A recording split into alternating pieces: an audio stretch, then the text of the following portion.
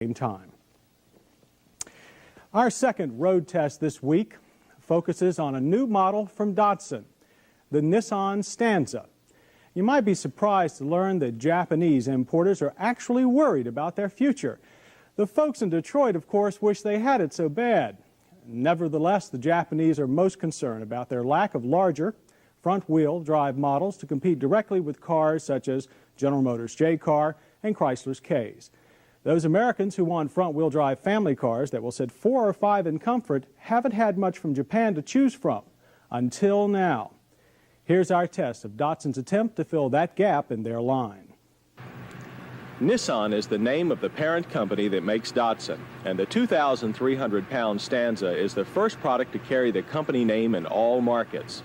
So Nissan has dubbed the compact Stanza their first global car, a big change from the Datsun 510 it replaces. At almost $7,000 base price and $8,000 for this XE model, that change won't come cheaply.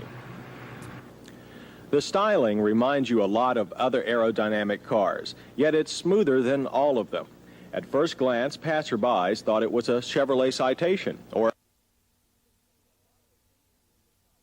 Japanese have been paying a lot of attention to the Italian school of design and all those futuristic attempts to find the ideal shape of the family car. Clean lines, lots of glass, and a very good fit and finish. When I opened the door, that feeling of déjà vu grew stronger.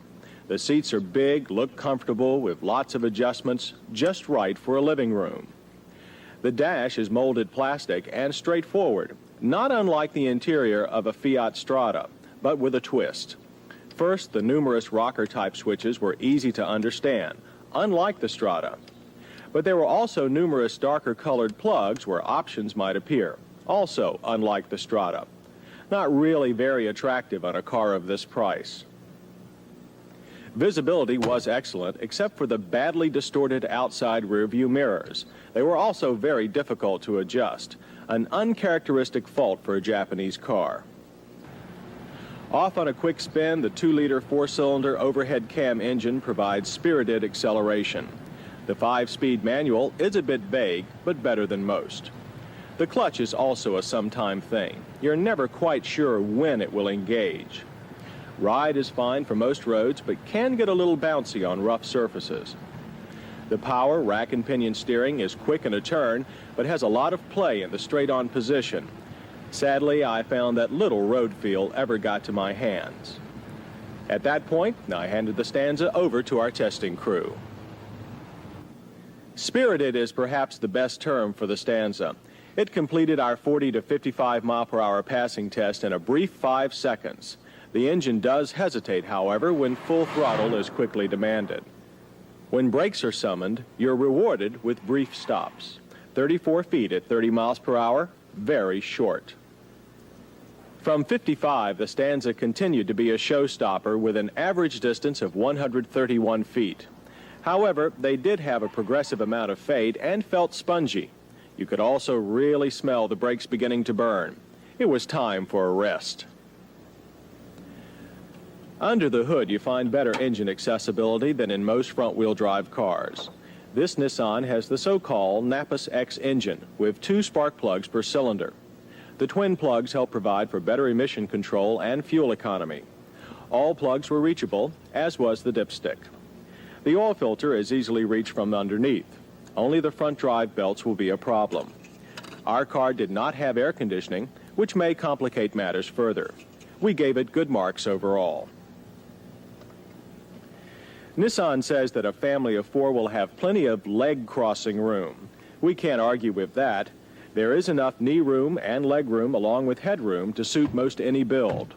Only our tallest drivers had any complaints. It seems that the front wheel well protrudes into the floorboard, making your right foot uncomfortable. One nice feature, a new window crank mechanism allows extra elbow room in the rear doors, and the back windows actually roll all the way down. Luggage space shouldn't be a problem, since there's as much room as in a fair-sized station wagon, especially with the split rear seats folded forward. The temporary spare tire is located under the cargo floor in an easy-to-lift-out plastic cradle. Thanks to a good jack, a flat took a fast 16 minutes to change. Turning diameter for the Stanza was a very tight 32 feet. Anything under 36 would have been acceptable for this size car. The staff found much more to praise than to criticize in the Stanza's handling. The quick neutral steering allowed very high exit speeds from our slalom course. The Stanza did not suffer from excessive body lean. Despite little weight over the rear, the back never once gave the impression of having a mind of its own. In fact, for a family car, this Datsun has a lot of sporty pretensions. All Nissan's attention to aerodynamics has paid off in Stanza's fuel economy. The EPA rates the 5-speed at 32 city, 46 highway. Our testing, full of both normal and hard driving, yielded 29 to 37 miles per gallon. Interior noise at highway speeds seems a little on the high side, although most of the blame falls on a very noisy set of Japanese Bridgestone tires. And some drivers did find the seating just too hard for long trips. Overall, the Datsun Nissan Stanza left us with a good impression.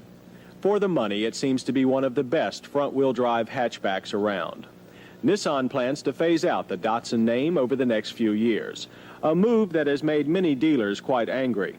But if they do it with advanced models such as the Stanza, then a Datsun by any other name should still drive just as sweetly.